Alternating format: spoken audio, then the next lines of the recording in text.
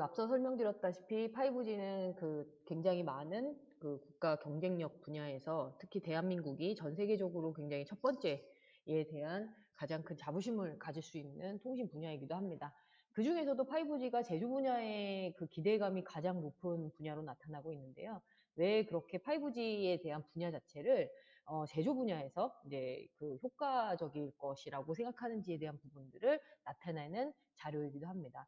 사실 지금 보시는 것처럼 이제 5G는 전 산업의 디지털 트랜스포메이션을 촉진할 수 있는 가장 큰 주요한 무선 통신이라는 부분에 있어서는 굉장히 큰 공감을 얻고 있고요. 그중에서도 이제 자동차부터 해서 금융까지 전 산업 내에서도 제조라는 분야는 타 산업보다 제일 많이 발전 가능성이 높은 분야다라고 이렇게 많이 명기가 되어 있습니다. 왜 그런가 이런 부분에 있어서 생각을 좀 해보면 사실 제조 분야는 유선 기반으로 연결되어 있고 실제로는 작업장 내에서 유선이기에 무선으로서 해결할 수 있는 소프트웨어라든가 그와 관련된 제반되어 있는 응용 솔루션들에 대한 한계점들이 굉장히 많이 있는데 이제 이게 무선이 도입이 되게 된다고 하면 그와 더불어서 작업장 내에 굉장히 많은 다양한 솔루션들 그리고 응용 소프트웨어들이 많이 도입이 될 것이다라는 기대감이 사실은 굉장히 높고요. 그에 따라서 새로운 산업군들이 생태계가 구성될 수 있을 거다라는 기대감이 굉장히 높은 분야이기도 합니다. 잘 보시는 것처럼 특히 우리가 제조 분야 내에서 유선이 아닌 무선이 도입이 되게 된다고 하면 이제 웨어러블이라고 얘기하는 AR 글라스에 대한 부분들, AR, VR, MR에 대한 이런 기술들도 같이 더불어서 발전할 수 있을 거라는 기대감도 커지게 되고요. 그와 더불어서 같이 관련돼 있는 소프트웨어들도 많이 발전될 것이다. 그와 함께 제조 분야 내에서도 응용과 관련된 다양한 기술들이 많이 도입이 될 것이다라는 기대감이 사실은 굉장히 큰 분야이기 때문에 5G의 도입 기대 효과는 굉장히 큰 분야라고 보실 수 있고요. 그와 함께 그와 관련돼 있는 제반되어 있는 기술들, 특히 이제 제어와 관련된 부분들이 무선이라고 하는 기술이 도입이 되게 되면 걔와 함께 응용에 대한 기술들 그리고 고도화에 대한 기술들, 빅데이터나 AI에 대한 기술들이 많이 발전될 수 있어서 이와 함께 이제 무선 통신이 같이 함께 성장할 수 있는 좋은 계기가 될 거다라는 부분에서 굉장히 큰 기대감을 나타내고 있기도 합니다. 자, 그와 함께 자, 그렇다면 우리가 과연 이 5G와 관련돼서 어떤 서비스의 효과들이 가장 나타나게 될지 그에 따른 문제점 그리고 그에 대한 해결 방안으로 5G가 어떤 용도에서 활용이 되면 좋을지에 대한 내용들을 이제 좀 명기해 놓은 부분들인데요. 지금 보시는 것처럼 결국은 이제 국가 간 혹은 기업 간의 경쟁 심화에 따른 생산성 그리고 그에 따른 품질에 대한 향상이 굉장히 중요한 부분이었는데 이런 부분들이 5G에 대한 이동통신과 함께 AI와 클라우드에 대한 기술들이 함께 도입이 되게 된다고 하면 이와 함께 더불어서 이제 IoT 센서와 와이파이에 대한 제반되어 있는 기술들까지 도입이 될 것이다라는 기대감이고요. 그에 따른 생태계에 대한 변화들 그와 함께 새로운 소프트웨어들이라든가 응용 하드웨어 솔루션에 대한 부분들이 확대될 수 있을 것이다라는 기대감 때문에 사실 5G에 대한 부분들이 제조 서비스 내에서는 새로운 생산성이나 품질 효율성에 있어서는 가장 큰 기대감을 나타내고 있다라는 첫 번째 이유이기도 하고요.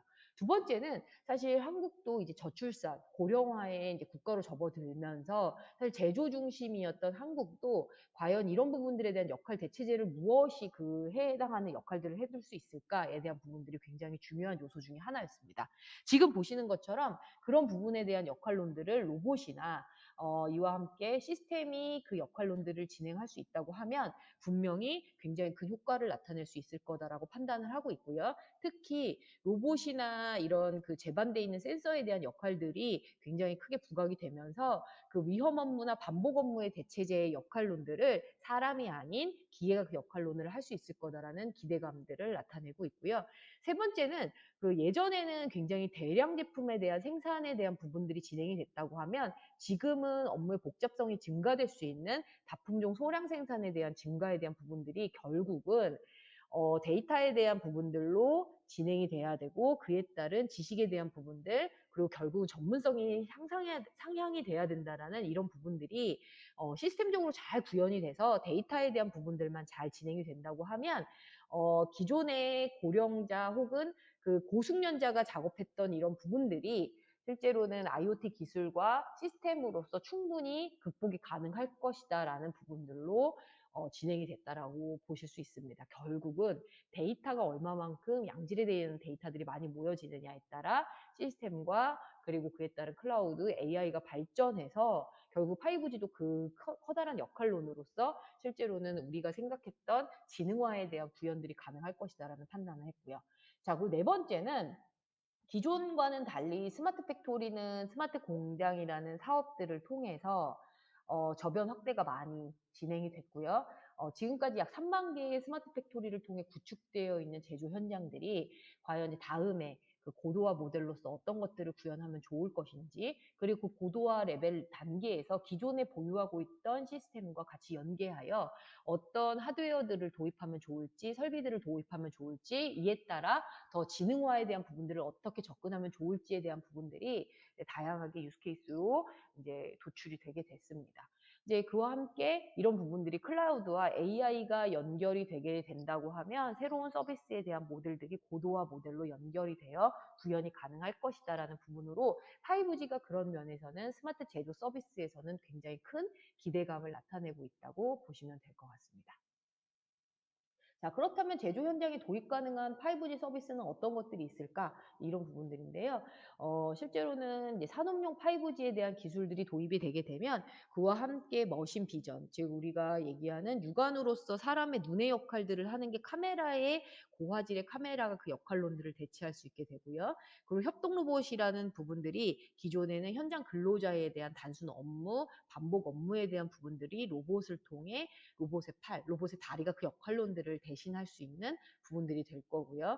그리고 앞서 설명드렸다시피 초보자도 쉽게 접근할 수 있는 부분들, 그리고 작업이 가능하도록 고숙련자의 역할론들을 그 준하게 대체할 수 있게 하는 AR 서비스에 대한 부분들이 도입이 될 것이다라는 기대감으로 이와 함께 R&D가 많이 추진되고 있다라고 보시면 될 것 같습니다. 하지만 저는 개인적으로 굉장히 그 5G가 도입이 됐을 때 가장 효과적인 부분이 어떤 부분이냐라고 꼽는다면 사실 공정 내에 이송 업무를 대체할 수 있는 지원 로봇이라고 얘기할 수 있고요. 특히 사실 제조 현장 내에서는 작업자가 작업을 하는 도중에 물건이 완성되면 해당하는 목적지까지 이송해야 되는 것들을 현장 근로자가 작업을 한다던가, 혹은 작업이 다 어느 정도 완료되고 난 다음에 다시 또 현장 근로자가 작업을 하는 이런 일련의 반복적인 작업들을 이송 로봇이 이 역할론들을 대체하게 된다고 하면 작업자는 좀 더 업무의 집중도를 높일 수 있지 않을까라는 부분에서 제일 그 판단 근거로서는 좋은 부분들이 이송 로봇에 대한 역할론들이고요. 특히 이송 로봇은 그 이송하는 과정 내에서의 장애물을 회피하는 전략이라든가, 그리고 이제 이와 관련돼서 같이 머신 비전이라든가 여러 가지에 대한 기술들의 융합에 대한 부분들이 도입이 되기 때문에 굉장히 5G의 그 무선으로서의 가장 큰 극대화된 효과들을 나타낼 수 있을 것이다라고 판단을 하고 있습니다. 지금 보시는 화면은 우리가 그 5G 현장 내에서 그 기존에 있던 머신 비전, 그러니까 그 딥러닝이라는 기술들을 활용을 해서 인공지능과 결합해서 이제 양품에 대한 판정 자체를 진행하는 부분들입니다. 지금 보시는 것처럼 그 현장 내에 있는 이미지 데이터들을 클라우드와 연결을 하고요. 클라우드 연결된 데이터들을 인공지능을 통해 쉽게 판정을 하는 부분들인데, 이 과정 내에서 5G의 통신들을 활용하는 부분들을 보여드리는 그 영상이라고 보시면 될 것 같습니다. 지금 보시는 거는 제가 앞서 설명드렸다시피 굉장히 기대감이 높다고 얘기했던 AMR이라는 부분들인데요. 지금 그 팔의 역할들을, 로봇의 팔의 역할을 하는 매니플레이트라는 부분들이 물건에 대한 부분을 탑재시키고요.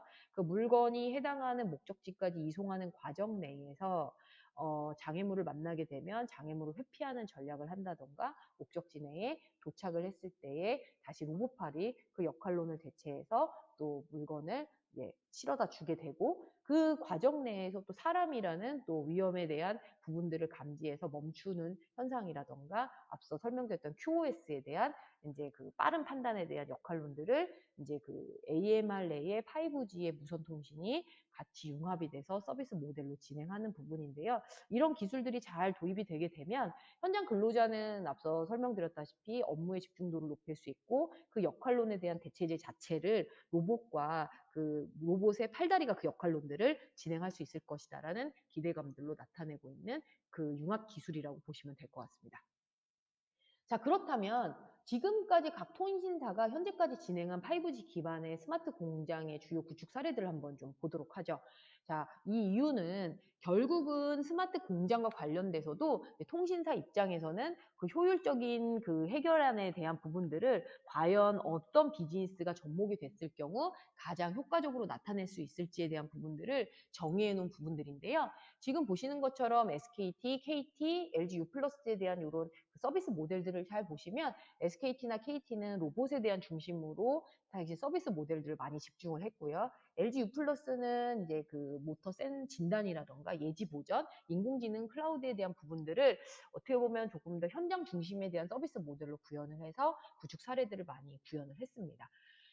결국 3개 통신사도 최종 단으로는 데이터에 대한 부분들을 어떻게 클라우드와 인공지능과 연계할 것인지 이 그림들을 바탕으로 해서 새로운 서비스 모델들 그리고 기존에 보유하고 있는 시스템과 같이 연계해서 새로운 비즈니스 모델들을 구현할지를 가장 많이 고민을 했는데요. 결국 통신사가 최종으로 구현하고자 했던 모델들은 이제 로봇이라는 수단들, 통신이라는 수단들을 활용했지만 결국 클라우드와 인공지능에 대한 부분, 결국 데이터들을 활용한 서비스 모델들이 최종의 목적지에 대한 모델들이 아니었을까라고 판단을 합니다. 자, 그렇다면 이번 편에서는 5G를 활용한 제조 현장에 도입 가능한 서비스에 대한 부분들을 전달 드렸고요. 다음 편에서는 5G가 우리 공장만에 특화된 산업용 이 통신인 이음 5G에 대한 부분들을 좀 전달 드려보려고 합니다. 기존의 상용망 통신, 즉 기존의 이동통신과를 통한 5G와의 차이점들이 무엇이고 그리고 이 통신이 이음 5G라는 통신이 우리 제조 현장에 도입이 됐을 때에 어떤 효과들, 이점들이 있을지에 대한 부분들을 좀 설명을 드리면서 이해를 돕게끔 지원을 해드리도록 하겠습니다. 감사합니다.